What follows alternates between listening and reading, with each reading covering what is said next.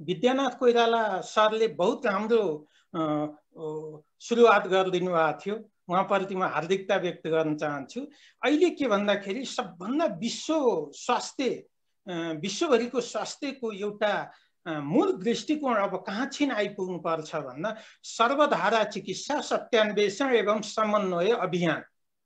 सबै चिकित्सा पद्धतिभित्र भएका राम्रा कुराहरूलाई एक ठाउँमा ल्याएर हरेक व्यक्तिलाई स्वस्थकर दीर्घ जीवन कसरी दिन सकिन्छ, दिगो स्वास्थ्य कसरी दिन सकिन्छ भन्ने दिशामा काम गर्न जरुरी छ। त्यसपछि हाम्रा प्रधानमन्त्रीले नै बोलिसक्नुभयो, Nepal is being overwhelmed by COVID, we need help. यो चाहिँ हिजो मात्रै गार्जियनले पब्लिस गरेको, केही दिन अगाडि सिएनएनमा भन्दा हामी कन्ट्रोलमा छौँ भन्नुहुन्थ्यो, हिजो मात्रै चाहिँ हामी कन्ट्रोलमा छैनौँ भनिसक्नु भएको अवस्था छ। खानेकुरो खाएर मात्रै हुँदैन, हाम्रो शरीरले लिन सक्नुपर्छ। हाम्रो शरीरको एब्जर्ब गर्ने क्यापासिटी बलियो हुनुपर्छ। भिटामिन डी राम्रोसँग एब्जर्ब भएन भने बी कम्प्लेक्स मात्रै खाएर नि काम भएन, भिटामिन डी खाएर मात्रै भएन। कमसे कम आधा घन्टा घाममा बस्नु पर्यो, बिहानको घाममा। यो व्यापार भइरहेछ भिटामिन डी को, हप्तामा 1 ट्याब्लेट खाने भनेर सबलाई ग्यास्ट्रिक गराएर। यो व्यापारलाई कम गर्नको लागि हाम्रो जस्तो देशमा आधा घन्टा घाममा बसेर काम गरौँ, या घाममा बसेर योगा गरौँ बिहानको घाममा। यो भिटामिन डी हाम्रो देशमा बन्दैन। हाम्रो पैसा बाहिर जाने काम हो। यो हाम्रो रिसोर्स के हो, त्यही रिसोर्स लिउँ। प्रकृतिले हामीलाई यति धेरै दिएकी छन्, त्यो लिन जान्दैनौँ हामी, अर्काको पछि लागेर बिग्रिएका छौँ। अहिले के सोच्यौँ भने हामी राष्ट्रियता प्रजातन्त्र समाजवादको व्याख्या गर्दा गर्दै पनि समाजवाद भने स्वास्थ्य क्षेत्रमा मौलिक हक हो, यो जनतालाई उपलब्ध गराउनु पर्छ भन्ने कुरो हामीले सोचेका साथीहरूले लगायत अरूले सोच्न सकेनन्। So finally, interpersonal communication, किनभने यो interpersonal communication र collaboration असाध्यै जरुरी भयो कि त, किनभने यो interpersonal collaboration भइएको भए हामी चाहिँ अर्गनाइजेसनलाई पनि मिलाउन सक्थ्यौँ होला, उपायहरू पनि अनेक किसिमको उपायहरू ल्याउन सक्थ्यौँ होला।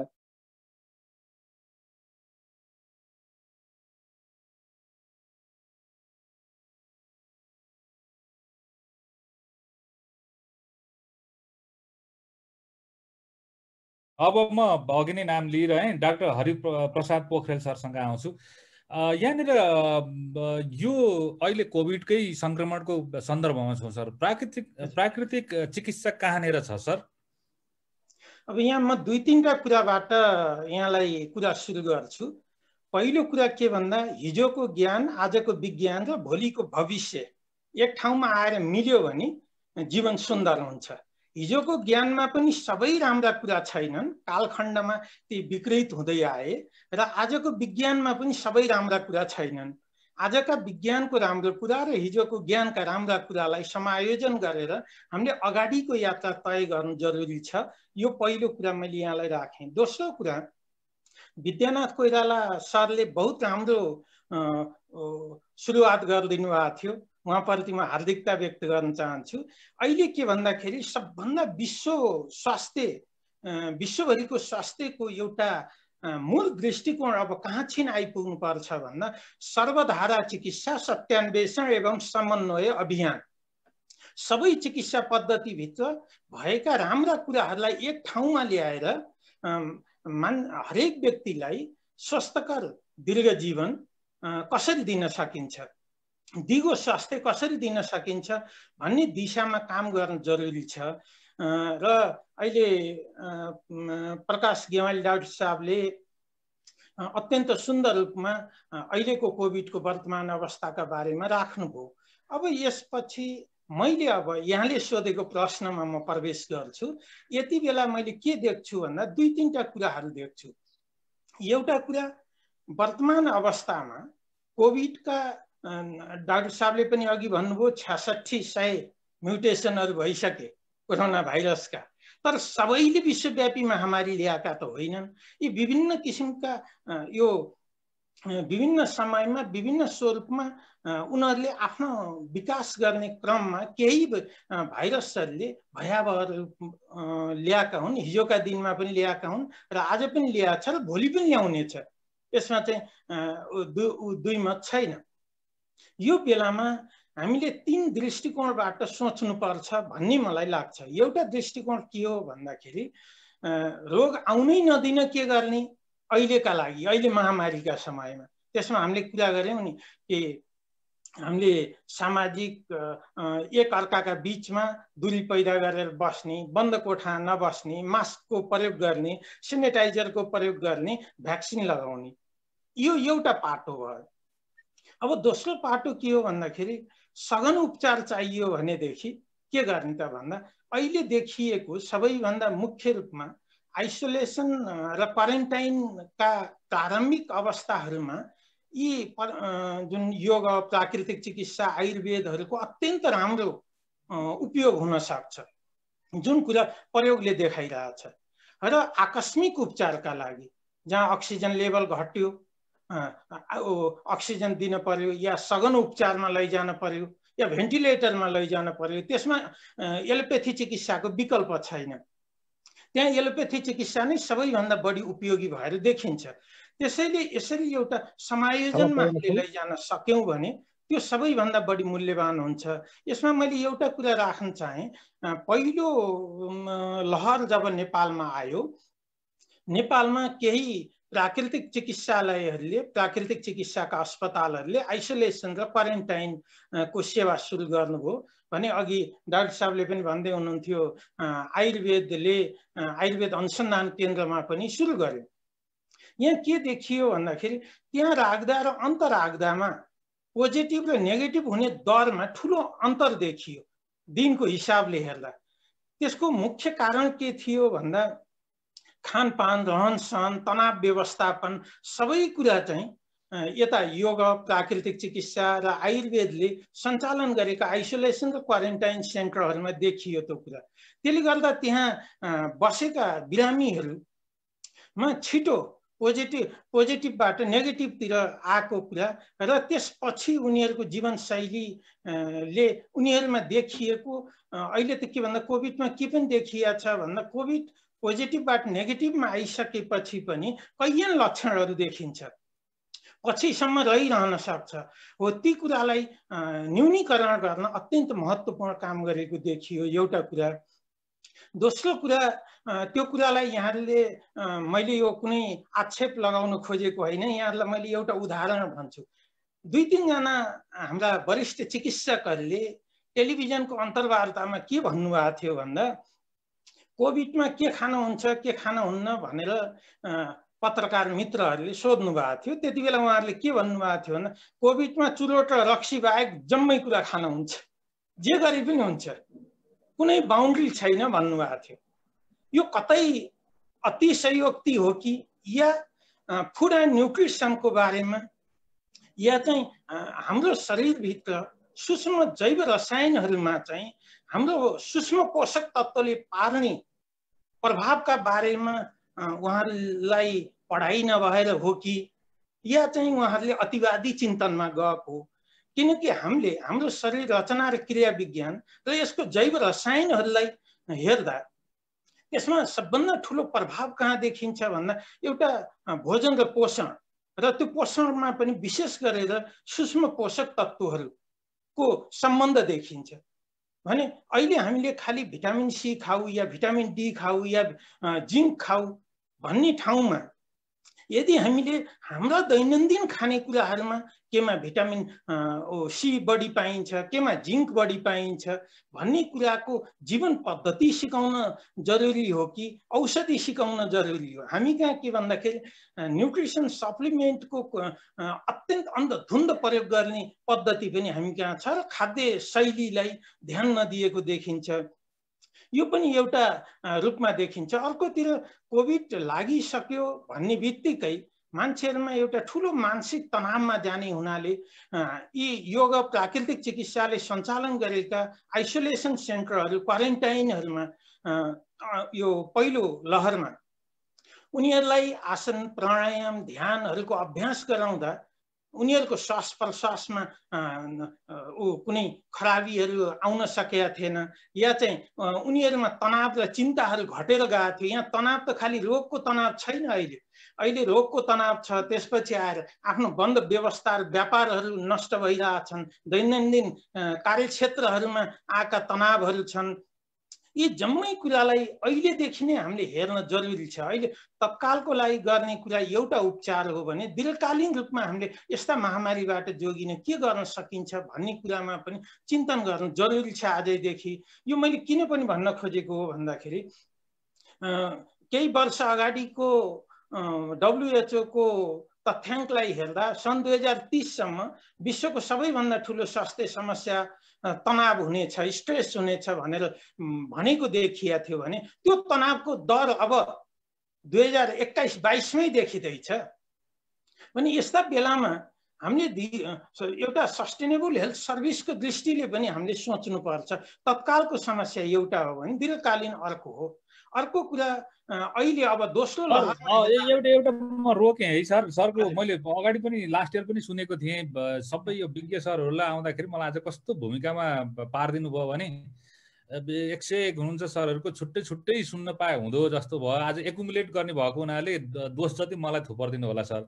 मैले यस्तो क्वेसन राख्न खोज्दैछु कि मलाई गाली नगर्नु होला है हरि सर। प्राकृतिक चिकित्सा विधा अन्तर्गत अहिले कोभिडलाई सपोर्ट हुने एक्टिभिटिजहरू है सर। यहाँ धेरैले सोध्नलाई अड लाग्यो, म पनि सोधौँ कि नसोधौँ। कस्तो हुन्छ अरे भने यो मान्छेलाई नजान्ने बेलासम्म स्पाइरल अफ साइलेन्स भन्ने थ्योरी हुन्छ। म जस्तै धेरैले लाग्लान् भन्ने ठाने भने बोल्छ अरे, नभए चुप लाएर बस्छ अरे। म सोधौँ कि नसोधौँ भनेर अहिले उकुस मुकुस भएँ है। सरले अघि प्राकृतिक चिकित्सालयमा दिएका यी एक्टिभिटिजहरू हुन् र तपाईँको यो लाइभलीहुडमा यी महत्त्वपूर्ण छन् भनेर चट्ट राखिदिनु त सर। यसमा मैले यहाँले जसरी फेसिलिटेसन गर्नुभएको छ त्यो एकदम राम्रो छ। हामीले त्यसमा केही अन्यथा सम्झेका छैनौँ। एउटा प्रश्न आयो भने हामीले पनि एउटा उत्तर दिन त्यत्तिकै सहज र सजिलो हुन्छ। प्रश्नहरूको समूह भयो भने हामी पनि स्लिप हुन सक्छौँ। त्यसो हुँदाखेरि अब यहाँले भने जस्तै अहिले हामीले कोभिडको प्रारम्भिक लक्षणमा के देखिरहेछौँ अहिले भन्दाखेरि हामीलाई श्वास प्रश्वासमा समस्या हुन सक्छ, अक्सिजनको लेभल घट्न सक्छ र निमोनिया यो कोभिड का कारणले हुने निमोनिया देखिन सक्छ। यस्तो बेलामा योग र प्राकृतिक चिकित्साका माध्यमबाट कस्ता उपचार दिएका थिए विगतका दिनमा र त्यसले कसरी राम्रो गरेका थियो भन्ने कुरा मैले यहाँलाई राख्छु। एउटा त हामीले गत वर्षभन्दा अहिलेको कोभिडको दोस्रो लहरको लक्षण अलिकति फरक चाहिँ छ, हुबहु त्यही रूपमा छैन। त्यति बेला हामीले जलनेती भन्ने नाकलाई सफा गर्ने विधि अपनाएको थियौँ। अनि पछि आएर कुञ्जल भन्ने पानी पिएर भमिटिङ गर्ने एउटा विधि थियो। यो विधिले त्यो बेलामा पनि र अहिले पनि यो कोभिडका भाइरसहरू एकैपटक हाम्रो फोक्सोसम्म पुग्दैनन्। तिनीहरू नाकको भित्री तहमा केही दिनसम्म रहन्छन् भन्ने अध्ययन अनुसन्धानले देखाइरहेछ। त्यो बेलामा जडीबुटीहरूको प्रयोग, नुन पानीको प्रयोगबाट जलनेतीहरू गराउँदा त्यसले राम्रो नतिजा देखाएको पाइएको छ। एउटा कुरा सर जलनेतीको भनिदिनु त यो त्यसको प्रयोगकर्ता म पनि हुँ, कहिलेकाहीँ गर्छु। यो पिनास परेको बेलामा अरू हाम्रो यहाँको अडियन्सको हितका लागि लाभका लागि जस्तो एउटा सानो करुवा जस्तोले लिएर एउटा नाकको पुवालबाट अर्कोबाट निकाल्ने भन्ने नै बुझ्छु। सर अलिकति टेक्निकली नै भनिदिनु होला।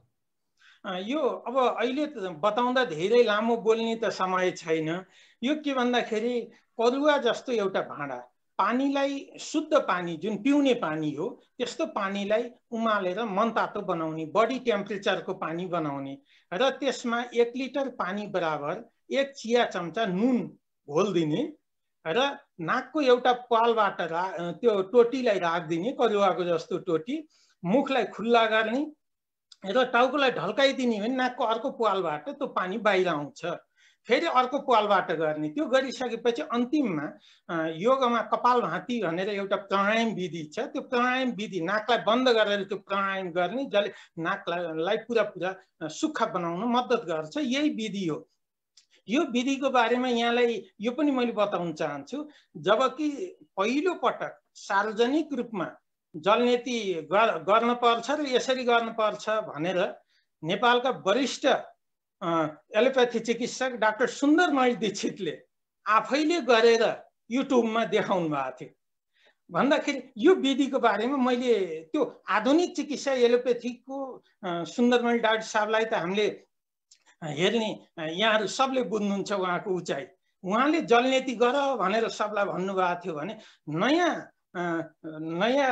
चिकित्सकहरूले जलनीति गरेर हुन्न भनेर पनि व्याख्यान दिनुभएको थियो। यो एउटा मैले उदाहरणका लागि भनेको। अर्को कुञ्जल क्रिया छ, पानी पिएर भमिटिङ गर्ने विधि हो यो एउटा। अब यो युट्युबहरूमा कुञ्जल क्रिया भन्यो भने, जलनीति भन्यो भने अहिले थुप्रै साइडहरू छन्, त्यसबाट पनि हामीले सिक्न सक्छौँ। त्यसले पनि हाम्रो कफलाई निकाल्ने र श्वास प्रश्वासमा सहजता ल्याउँछ। अर्को उष्णपादी स्नान भन्ने छ, हटफुट बाथ। हटफुट बाथका थुप्रै रिसर्च जर्नलहरूमा देख्न सकिन्छ, इन्टरनेसनल रिसर्च जर्नलहरूमा। हाम्रो पिँडुला भन्दा मुनिको भागमा सहन सक्ने तातो पानीमा 10 मिनटसम्म डुबाएर राख्ने, यसले ब्रोन्को डाइलेटरका रूपमा काम गर्छ भन्ने कुरा समेत अध्ययनहरूले देखाएको छ। यो फेरि कुनै अनुमानका आधारमा भनिएका कुरा होइनन्। हटफुट बाथका बारेमा इन्टरनेसनल जर्नलहरूमा लेखहरू प्रकाशित छन्। यी कुराहरू गर्न सकिन्छ। अहिले श्वास प्रश्वासको जुन समस्या आइरहेछ, हामीले सामान्य प्राणायाम नबुझे पनि बिस्तारै नाकबाट श्वास भित्र लिने र सकेसम्म छातीलाई फैलाउने र फेरि पुरा श्वासलाई बाहिर फाल्ने, लङ र डिप ब्रिदिङ गऱ्यौँ भने, लामो र गहिरो श्वासको अभ्यास गऱ्यौँ भने पनि अक्सिजन लेभललाई सन्तुलन गर्नलाई यसले मद्दत पुर्याउँछ। भने प्राणायाम नै गर्न सकियो भने हामीले अनुलोम विलोम जस्ता प्राणायामहरू गर्न सकिन्छ, जसले चाहिँ हाम्रो अक्सिजन लेभललाई स्थिर बनाउन मद्दत गर्छ। र त्यस्तै केही योगासनहरू छन् जसले छातीलाई फैलाएर गर्ने खालका योगासनहरू छन्। यस्ता योगासनहरूले पनि श्वास प्रश्वासलाई सहज बनाउन मद्दत गर्छ। जुन अहिले पछिल्लो समय घोप्टो सुते श्वास प्रश्वासमा सहजता आउँछ र अक्सिजन लेभल बढ्छ भन्ने कुरा पश्चिमा देशबाट आइरहेछ। यस्ता अभ्यासहरू योगासनभित्र पनि छन्।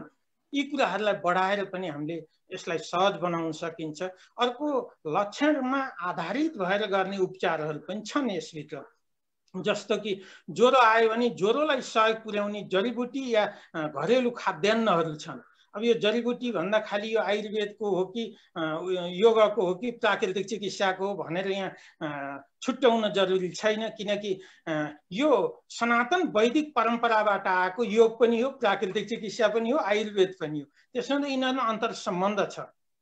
त्यसले गर्दा के देखिया छ भन्दा अब त्यसो भए यो चाहिँ लगाउनु भन्दा यो संक्रमित हुनुभन्दा अगाडिको पोजिसनमा जसरी भए पनि हाम्रो यो इम्पावरिङ गर्ने प्रसङ्गलाई यो ज्यादा उपयोगी जस्तो ठाने मैले। भइसकेकालाई केही छ कि छैन सर भने या चाहिँ विशेष भेन्टिलेटरहरू दिन पर्यो भने त्यस्तो बेलामा योग प्राकृतिक चिकित्सा आयुर्वेदसँग केही कुरा पनि छैन। यसमा स्पष्ट हुनुपर्छ हामी। अब जहाँसम्म अक्सिजन लेभल घटेका छैन, लक्षणहरू देखिएका छन् र भोलि त्यो घातक अवस्थामा जान सक्छ, त्यस्तो अवस्थामा हामीले पूर्व कर्मका रूपमा यी कुराहरूलाई अवलम्बन गर्यौं भने हामी घातक अवस्थामा जाने स्थिति आउन्न। त्यही भएर हामीले योग प्राकृतिक चिकित्सा आयुर्वेदलाई प्रमोटिभ र प्रिभेन्टिभ हेल्थ सर्भिसका रूपमा सबभन्दा बढी जोड दिन जरुरी छ भने आकस्मिक उपचारका लागि आधुनिक चिकित्सा एलोप्याथीको सहायता जरुरी हुन्छ। मैले एउटा भन्न खोजेको के हो भन्दाखेरि हामीले स्वास्थ्यमा, विज्ञान र प्रविधिमा या राजनीतिमा या अरू कुरामा अन्तर सम्बन्धबाट विकसित हुने एउटा स्वरूपको बारेमा चिन्तन गरेनौं। यो कुरा अघि केदार नरसिंह डाक्टर साहबले पनि भन्नुभयो कि अहिले कोभिडले जति मान्छे प्रति वर्ष अहिले यो 1 वर्षभित्रमा शरीर छोड्नु भएको छ या यो विकराल अवस्था छ, त्योभन्दा विकराल अवस्था त ट्युबरकुलोसिसले आछ। भन्नुभयो नि उहाँले। अहिले हामीले के देख्छौँ भन्दाखेरि विश्वभरिका नसर्ने रोगहरूको डाटा बनाउने हो भने, कर्नरी हार्ट डिजिजको, हाइपरटेन्सनको, डायबिटिजको डाटा बनाउने हो भने कोभिडले भन्दा धेरै प्रतिदिन मान्छेहरू मरिरहेछन्। यो किसिमले के भन्दाखेरि हामीले यो सबै क्षेत्रलाई कसरी सोच्ने हो भन्ने कुरामा एउटा चिन्तन अब आवश्यक छ। एउटा मैले त्यो भन्न चाहेँ। अर्को के भन्दा स्वास्थ्य मन्त्रालयको बारेमा विद्यानाथ कोइराला डाक्टर साहबले अघि नै एउटा कुरा राख्नु भएको थियो कि मैले चाहिँ स्वास्थ्य मन्त्रालय नेपालमा छँदै छैन, एलोपेथी मन्त्रालय मात्रै हो भनेर। यो अवश्य हो। किन भन्दाखेरि नेपालमा स्वास्थ्य मन्त्रालय छैन, एलोपेथी मन्त्रालय मात्रै हो। यो मैले किन भनेको भन्दा यहाँहरूले अघि मलाई प्रश्न राख्नुभयो कि प्राकृतिक चिकित्साले आधुनिक विज्ञान सम्मत रूपमा स्वास्थ्य सेवालाई अगाडि बढाउनका निम्ति के काम गरेका छ त भनेर यहाँहरूले मलाई सोध्नुभयो। अब आजभन्दा 19 वर्ष अगाडि प्राकृतिक चिकित्सालाई नेपाल सरकारले राष्ट्रिय स्वास्थ्य सेवाका विधाभित्र राखेर राजपत्रमा प्रकाशित गरेका छ। तर आज 17-18 वर्ष पुग्दासम्ममा एकजना पनि सरकारी दरबन्दीमा प्राकृतिक चिकित्सक छैन। यसले के सङ्केत गर्छ भन्दाखेरि हामीले अरू विधालाई कसरी हेरेका छौँ। यदि स्वास्थ्य मन्त्रालयको कुल बजेटमा ल 60% अहिले 5वटा चिकित्सा विधाहरू राष्ट्रिय स्वास्थ्य सेवाको मूल प्रवाहमा छन्।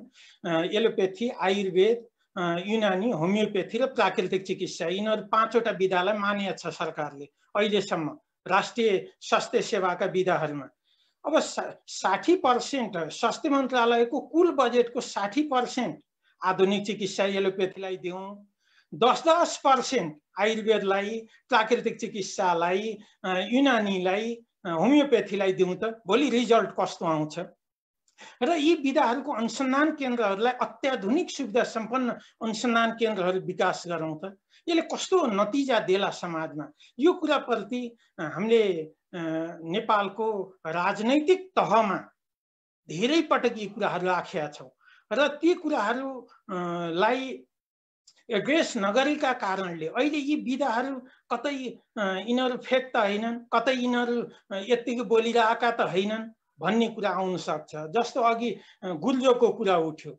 अब कुनै पनि औषधीय रूपमा प्रयोग गर्ने चिज को त निश्चित मात्रा हुन्छ नि, कति खान पर्छ दिनमा, कसरी खान पर्छ, कसरी सङ्कलन गर्न पर्छ।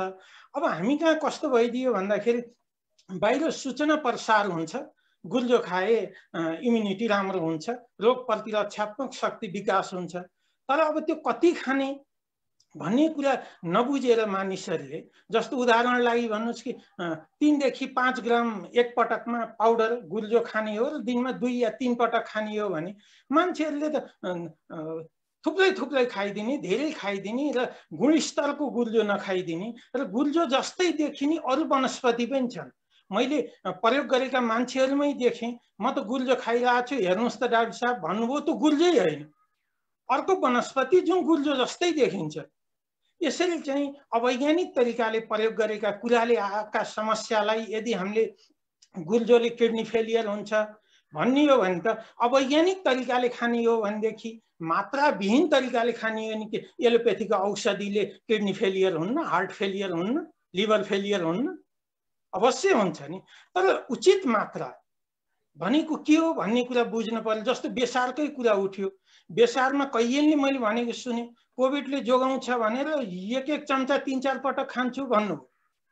औषधि शास्त्रको दृष्टिले भन्ने त 500 हामीले नर्मल्ली दाल तरकारी चटनी सबैमा बेसार खाइरहेछौँ र त्यस बाहेक अतिरिक्त खाने भन्ने हो भने त 500 मिलिग्रामदेखि 1 ग्राम दिनमा 3 देखि 4 पटक खाने पनि पुग्छ।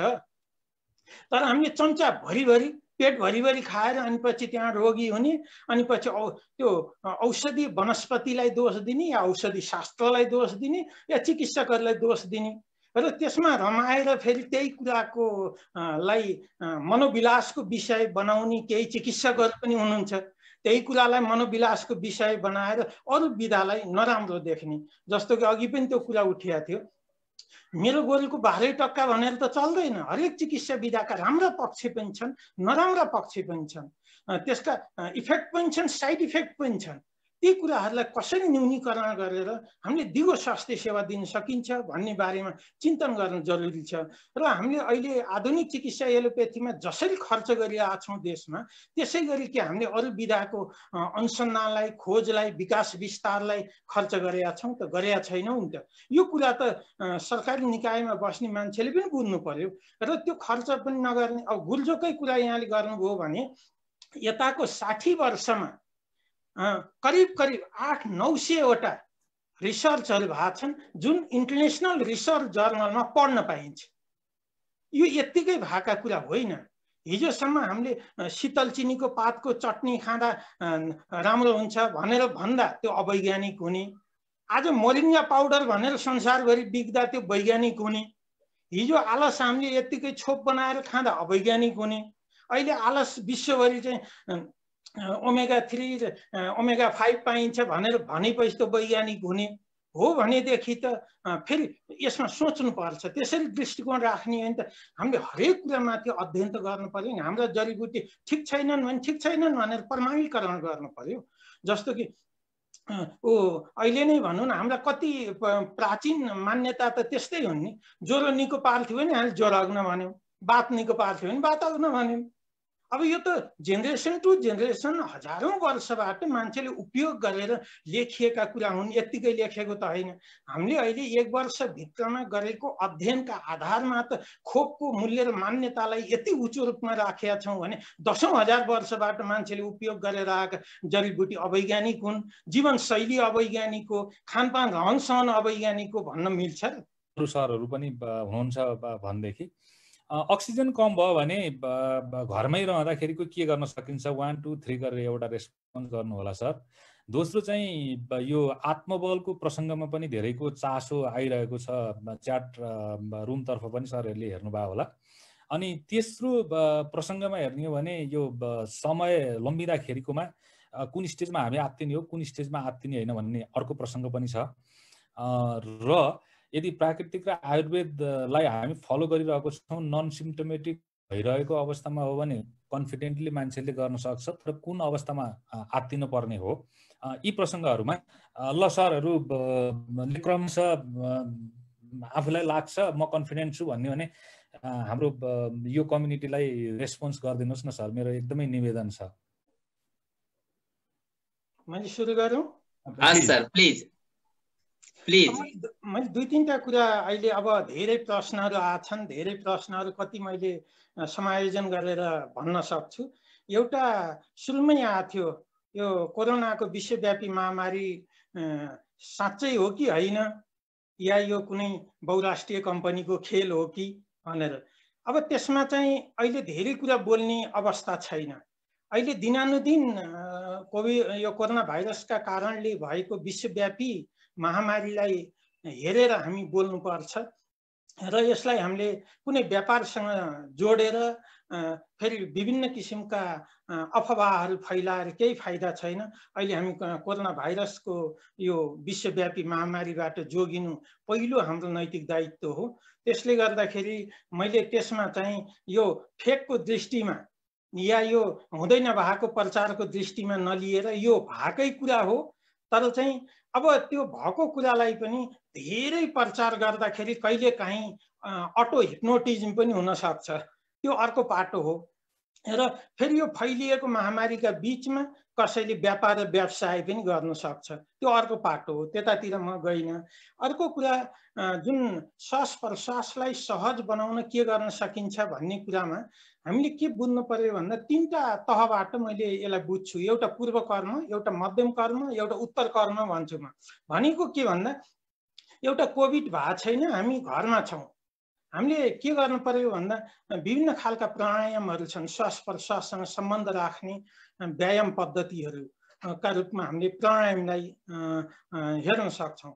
यसमा लामो र गहिरो श्वास प्रश्वासको अभ्यास, अनुलोम विलोम जस्ता प्राणायामको अभ्यास या चाहिँ कपालभाती जस्ता प्राणायामको अभ्यास गर्यो भने हामी भित्र बसेको अवस्थामा यसले भोलिका दिनमा पनि आकस्मिक आउन सक्ने त्यस्ता समस्याबाट जोगाउँछ भने अर्को कोभिड पोजिटिभ भइसकेपछि पनि लङ र डिप ब्रिदिङहरूको अभ्यास गर्यो भने, लामो र गहिरो श्वासको अभ्यास गर्यो भने अक्सिजन लेभल घटेर आउने आकस्मिक दुर्घटनालाई धेरै कम गर्न सकिन्छ। यसलाई बन्द गर्न सकिन्छ या चाहिँ 100% यही गरेपछि कोभिडका सबै लक्षण जान्छन् या कोभिड निको हुन्छ भन्ने त विश्वभरि अहिले केही पनि छैन।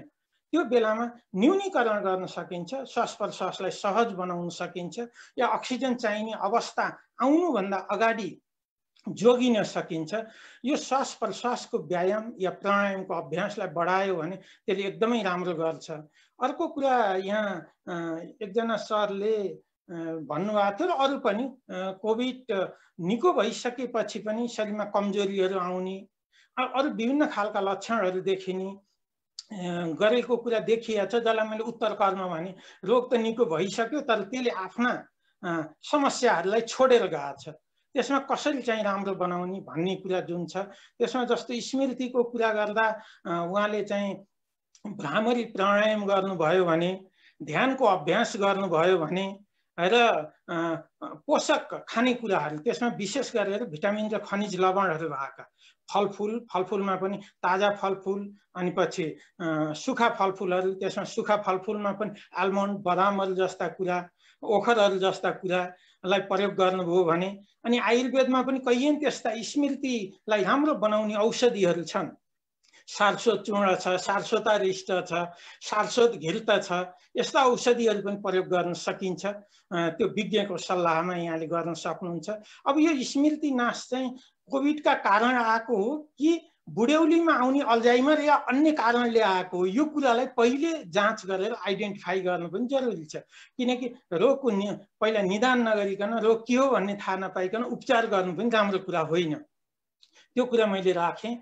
अर्को कुरा यो अन्तर सम्बन्धबाट स्वास्थ्य सेवालाई अगाडि बढाउने कुरामा मैले अगाडि पनि त्यो कुरा राखिसकेको छु कि एउटा त अहिले तत्कालको समस्यामा कसरी हामीले एक अर्काको ज्ञानलाई अन्तर सम्बन्धित गरेर आम मान्छेको ज्यान जोगाउने हो, कोभिडबाट मुक्त बनाउने हो भन्ने कुरा सोच्नु परेको छ। र त्यसमा दुईटा पाटोबाट हेर्न जरुरी मैले देखेको छु। एउटा विभिन्न विधाहरूको बीचको अन्तर सम्बन्ध जुन चाहिँ एलोपेथी होला, आयुर्वेद होला, योग होला, प्राकृतिक चिकित्सा होला, यसको अन्तर सम्बन्ध। अर्को अघि पनि धेरै पटक यो कुरा उठ्यो कि विज्ञहरूको सल्लाह लिने भन्यो, एलोपेथी भित्रै पनि एउटा दुईटा विधाका मान्छेहरूको मात्रै सल्लाह लिने। अब कोभिडले त विभिन्न श्वास प्रश्वास प्रणालीमा बढी असर गरेको भए पनि त्यसको दूरगामी असरहरू अरू प्रणालीमा पनि देखिएको छ, अरू स्वास्थ्यको क्षेत्रमा पनि देखिएको छ। जस्तो अहिले कई लक्षणका कुरा गर्ने हो भने डायरिया जस्ता कुरा पनि देखिएको छ, पाचन प्रणालीतिर पनि यसको असर देखिएको छ, कतिमा रक्त सञ्चार प्रणालीमा पनि असर देखिएको छ। भने हामी विभिन्न एलोपेथी भित्रै पनि के गर्नु जरुरी देख्छु मैले भन्दाखेरि विभिन्न विधाका विशेषज्ञहरूलाई एउटा ठाउँमा बसाल्ने। अहिले यो सरुवा रोग हो, भाइरस हो भनेपछि भाइरसका विज्ञहरू या जीवाणु सम्बन्धी अध्ययन गरेका विशेषज्ञहरू मात्रै अगाडि देखिया छ। त्यसैले त्यो भाइरस प्रवेश गरिसकेपछि हाम्रो सम्पूर्ण शरीरका विभिन्न प्रणालीहरूमा पार्ने प्रभावलाई न्यूनीकरण गर्न त त्यो सिस्टमका विशेषज्ञहरूलाई पनि एउटा ठाउँमा ल्याउनु जरुरी छ। कसरी यसलाई सन्तुलित रूपमा लैजाने भन्ने कुरामा यसरी पोलिसी लेभलमा हामीले दुई किसिमको समायोजन, एउटा त एलोपेथी भित्रै पनि विभिन्न विधाका मान्छेहरूको उहाँहरूको विचारलाई लिएर नीति तय गर्ने, खालि भाइरस विज्ञहरूको या चाहिँ जीवाणुहरूको विज्ञहरूको मात्रै कुरा गरेर पुग्दैन। अब त सिस्टममा आइसकेको छु, होल बडीलाई यसले असर गरेको छ भनेदेखि सबै विधाका चिकित्सकहरूको त्यहाँ त्यत्तिकै आवश्यकता छ भन्ने कुरा बुझ्ने। अर्को अब एक्लै एलोपेथी भित्र पनि रामबाण उपचार त केही पनि छैन। औषधि भन्यो भने हामीले खोप लगाउने हो, अक्सिजन दिने हो, अक्सिजन पनि उसले सहज रूपमा सिलिन्डरको अक्सिजन लिन सकेन भने भेन्टिलेटरमा लैजाने हो, या केही औषधिहरू जुन चाहिँ स्टेरोइड ग्रुपका छन्, अघि पनि डेक्सोना या डेक्सामेथासोनको कुरा आयो, यी औषधिहरूले बुस्टअप गर्ने मात्रै हो, निको पार्ने भन्ने त त्यहाँ पनि छैन। त्यसले गर्दाखेरि अरू विधामा पनि के छन् त त्यस्ता भन्ने कुराहरूलाई खोज्न जरुरी छ। जस्तो कि श्वास प्रश्वासको व्यायामका मद्दतबाट प्राकृतिक चिकित्सामा अगाडि पनि मैले केही कुराहरू बताएँ, हटफुटबाथ जस्ता, जलनेती जस्ता, अरू आसन प्राणायाम जस्ता र केही जडीबुटीहरू जसको प्रयोगबाट अहिले पनि हामी ब्रोन्कोडाइलेटरका रूपमा श्वास लिन र छोड्न सहज बनाउने रूपमा धेरै कामहरू गर्न सकिन्छ। ती कुराहरूलाई पनि हामीले आइसोलेसन र क्वारेन्टाइन सेन्टरहरूमा या होम आइसोलेसनमा बसेकाहरूलाई सरकारले टेलिभिजनमै एउटा त्यस्तो कार्यक्रम बनाइदिने हो कि विभिन्न विधाका मान्छेले कसरी त्यो गर्न सक्छन् भन्ने कुरा सिकाउने हो कि यसरी एउटा इन्टिग्रेटेड रूपमा जान अहिलेदेखि नै जरुरी छ र यो भविष्यका लागि पनि त्यत्तिकै जरुरी छ। यो आज कोभिड-19 आयो, अब हामी यसबाट मुक्त भयौँ भने सदाका लागि मुक्त भयौँ भनेर नसोचे हुन्छ। मैले धेरै पटक भनेको छु, कोभिड-25 हुनसक्छ, कोभिड-30 हुनसक्छ, कोभिड-35 हुनसक्छ, धेरै हुनसक्छ। यसमा चाहिँ जीवनशैली परिवर्तन सबभन्दा ठुलो कुरा हो। त्यसमा चाहिँ हाम्रो जीवनी शक्ति नै राम्रो भएन भनेदेखि संसारका कुनै चिकित्साले केही गर्न सक्दैनन्। र जीवनी शक्तिको सूत्रात्मक रूपमा तीनटा कुरा भन्छु: भोजनको व्यवस्थापन, व्यायामको व्यवस्थापन र तनावको व्यवस्थापन। यी तीनटा कुरा गर्न सकियो भने हाम्रो इम्युन सिस्टम राम्रो हुन्छ, जसले गर्दाखेरि हामी स्वस्थकर दीर्घ जीवन जिउन सक्छौँ। धन्यवाद। कुरा राखौँ पाउनु है सर। हजुर हजुर सर, हजुर प्लिज। उहाँले पोषणको जुन कुरा गर्नुभयो नि, प्रोटिनको कुराका लागि हाम्रो नेपाली क्वाटी खाने चलन जुन छ नि, त्यो सबैभन्दा राम्रो हो। गेडागुडीलाई मिक्स गर्ने, टुसा निकाल्ने, त्यसमा अदुवा, लसुन, पिप्ला, मरिच जस्ता कुरा मिसाएर झोल पकाउने र तातो तातो झोल पिउने। प्रोटिन पनि पाइन्छ, यसले श्वास प्रश्वासलाई सजिलो पनि बनाउँछ त्यसमा भएका पिप्ला, मरिच जस्ता कुराले। हजुर हजुर, युरिक एसिड र पाइल्स भएकाले त्यो खाना हुन्छ कि हुँदैन? अब यस्तो छ, त्यसमा दुईटा कुरा छ। हेर्नुहोस्, चिल्लो कम राख्यो भनेदेखि पाइल्स भएकाले खान केही रोक्नु पर्दैन। पाइल्स भएकाले ती गेडागुडीभित्र केराउ, मटर, भटमास र राजमालाई हटाएर अरू कुरा राख्नु भए हुन्छ। र त्यसमा यदि पाइल्सकै दृष्टिकोणले हेर्ने हो भनेदेखि चना, मुङ, मेथी जस्ता कुरालाई जोड दिनुभयो भने फेरि पाइल्सको उपचारमा पनि काम गर्छ यसले। र पिरो कुरालाई अलिकति घटाइदिनु भयो भने। अर्कोतिर आएर जब युरिक एसिडको कुरा छ, प्रोटिन सप्लिमेन्ट बढ्यो भने त कुनै पनि प्रोटिनले युरिक एसिडलाई प्रभाव पार्न सक्छ। त्यसमा पनि आज विशेष गरेर अहिले मैले पछिल्लो भने मेथी, मुङ र चनाको झोल लिनुभयो भने युरिक एसिडमा पनि फाइदा पुर्याउँछ। त्यसरी हामीले सोच्न सक्छौँ। अर्को अघि एउटा कुरा के आएको थियो भन्दाखेरि प्लान्ट बेस यो फुड एन्ड न्युट्रिसनको कन्सेप्टमा धेरै कुराहरू पाइन्न भन्ने जुन भ्रम छ, त्यो भ्रमलाई अब छोडे हुन्छ। यो पुरानो भ्रम हो, 50 वर्षभन्दा अगाडिको कुरा हो यो। अहिले त विश्वभरि हजारौं हजार भेजिटेरियन मात्रै होइन, भेगान कन्सेप्ट आइसक्यो। एनिमल फुड खानै हुन्न, प्लान्ट बेस्ड लाइफस्टाइल नै सबभन्दा राम्रो हो भनेर हजारौं हजार रिसर्च पेपरहरू, रिसर्च जर्नलहरूमा छापिएका छन्। यो यहाँहरू सबैले हेर्न सक्नुहुन्छ। भनेपछि त भेजिटेरियनहरूलाई यो पुग्दैन कि त्यो पुग्दैन भन्ने भ्रम नलिए पनि हुन्छ। जस्तो पछिल्लो समय भिटामिन B12 भेजिटेरियनहरूलाई पुग्दैन भनेर भनिएको छ। म 13 वर्षदेखि भेजिटेरियन छु। मेरो 15 दिन अगाडिको भिटामिन B12 NRL जस्तो ल्याबले हेरेको छ, मेरो 1800 छ। किन भयो, कसरी हुन्छ? हामी यो सानो समयमा कुरा गर्न सक्दैनौँ, भोलिका दिनमा कुरा गरौँ। हजुर हजुर प्लिज। हरि सर, संक्षिप्त केही? अब यो कुरामा त उहाँ सरले जुन भन्नुभयो, प्रकाश सरले, त्यो मुख्य कुरा नै हो। अब त्योसित सँगसँगै हामीले जस्तो अघि आइहाल्यो कुरा, त्यसमा एउटा मात्रै थपेँ मैले। बाहिरबाट आउँदा अहिले हामीले बढी चर्चा के गरेका छौँ भन्दा हात धुने कुराको गरेका छौँ। र कैयन मान्छेहरूले खालि हात मात्रै धुने या हातमा सेनिटाइजर लाउने गर्नुहुन्छ। तर यो भाइरसको त यो ड्रपलेट त हाम्रो लुगामा पनि हुन्छ, या कसैले कहीँ भर्खर कफ थुकिया छ, केही गरेका छ, त्यही हामी कुल्चिएर आउन सक्छौँ।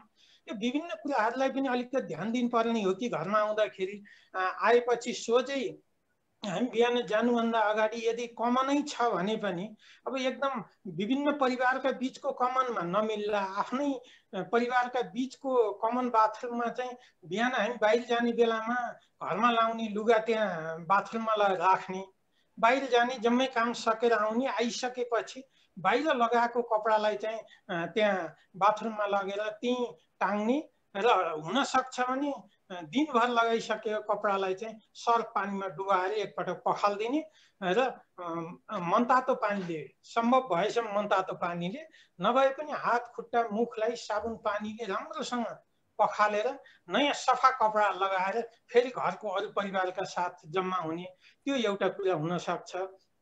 अर्को अब जस्तो किचनमा त नबोलौँला, तर चाहिँ कस्तो हुन्छ भन्दा हामी त बस्दाखेरि त हाम्रो बैठक कोठामा त बोल्नै पर्छ, अरू बेला त बोल्नै पर्छ, जत्थेर पनि नबोलेर त हामी सक्दैनौँ। तर हामीलाई कहीँ शङ्का छ यी कुराको, हाम्रो कार्यक्षेत्रका कारणले, जस्तो कार्यक्षेत्र पनि धेरै मान्छेहरूको एक्सपोजर हुने ठाउँहरू छ भने त्यस्तो ठाउँमा काम गर्ने भइसकेपछि घरमा पनि अत्याधिक समय अलिकति शङ्का कतै देखिन थाल्यो भने मास्कको प्रयोग गर्ने हो कि, त्यो कुरालाई पनि हामीले सोच्न सक्छौँ। अब मास्कको एकदमै गाली गर्नुपर्ने जरुरत पनि छैन, किनकि कैयनले भ्रम पनि उ गर्नु भएको छ कि मास्क लगाएपछि कार्बन डाइअक्साइड भित्रै बस्छ, त्यसो भए त अक्सिजन पनि बाहिरै बस्छ होला नि त, त्यस्तो त होइन नि त।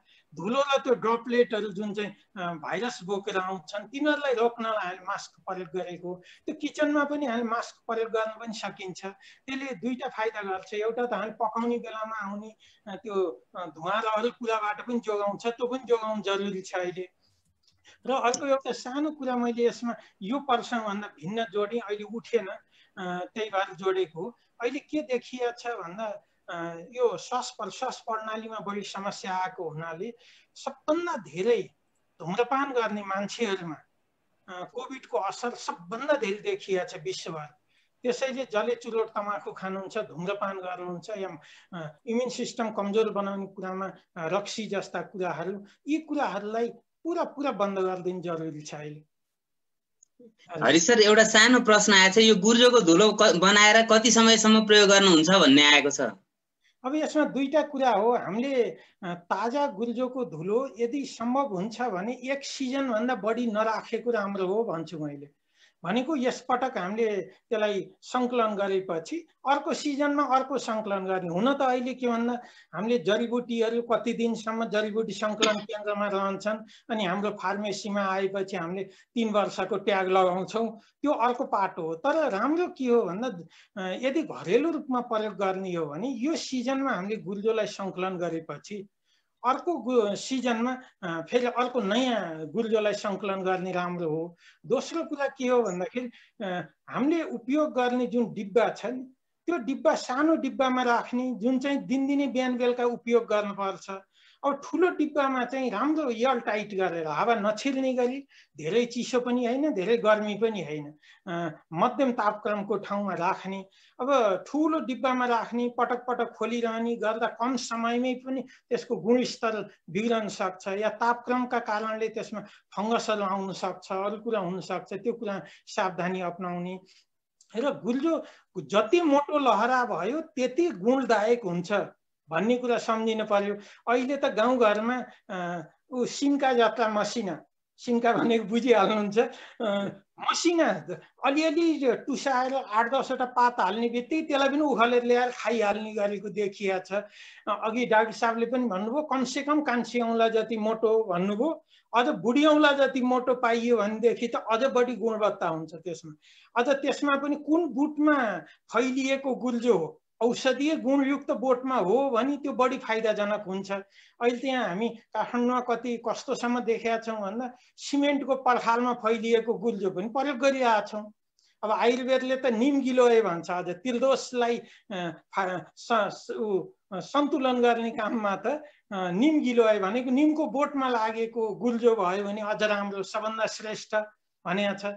भने त्यो गुर्जो जुन बोटमा लागेको छ त्यो बोट पनि औषधीय गुणयुक्त भयो भने अझ राम्रो, र मोटो गुर्जो भयो भने अझ राम्रो। र मात्राको कुरामा अघि पनि आइसकेको छ, धुलोको रूपमा छ भने 3 देखि 5 ग्राम एक पटकमा बिहान बेलुका। अब अघि डाक्टर साहबले पनि भन्नुभयो त्यही हो, एउटा चोर औँला जत्रो टुक्रा या बुढी औँला जत्रो टुक्रा प्रयोग गर्ने हो। यी कुराहरूमा सावधान हुन जरुरी छ। अब धुलो खाना हुने भएपछि सुकेको पनि हुने, यहाँ सुकेको गुर्जो प्रयोग गर्नुहुन्छ भन्ने आयो। हजुर हुन्छ हुन्छ, किन नहुने, भइहाल्छ नि। सबै औषधिमा त सुकेको प्रयोग गरिएकै छ नि। हुन्छ, हस्, हामी एकदम आभारी छौँ सरप्रति। धेरै कुराहरू सिक्न पाइयो, स्वस्थ रहने अवसर पनि आजका यो कार्यक्रमबाट हामीलाई मिल्ने भयो। हामी एकदम आभारी छौँ र कार्यक्रम हामीले सोचे। धेरै धेरै धन्यवाद।